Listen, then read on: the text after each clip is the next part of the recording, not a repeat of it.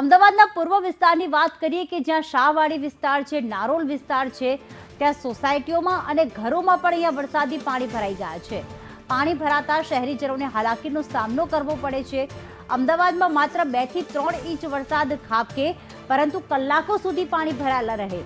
ભલે વરસાદ બંધ થઈ જાય, તડકો પણ નીકળી જાય, પરંતુ અહીંયા પાણી ભરાયેલા જ રહે છે. અને એમાં પણ સોસાયટીના લોકોના ઘરોમાં જ્યારે પાણી ઘૂસી જાય છે ત્યારે ઘર વખરીને નુકસાન. લોકો ઘરમાં કંઈ કામ નથી કરી શકતા, માત્ર પાણી ઓસરવાની રાહ જોતા હોય છે.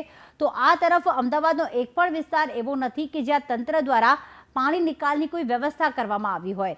અહીંયા ગટરોના પાણી પણ બેક મારી રહ્યા છે, જેના કારણે માત્ર પાણી જ નહીં પરંતુ સાથે સાથે ઘણું બધું કચરો પણ લઈને આવે છે. ને એટલા જ માટે જ્યારે ઘરોમાં પાણી ઘૂસી જાય છે ત્યારે લોકો સાફ સફાઈ હોય કે પછી રોગચાળાનો ભય પણ સતાવતો હોય છે.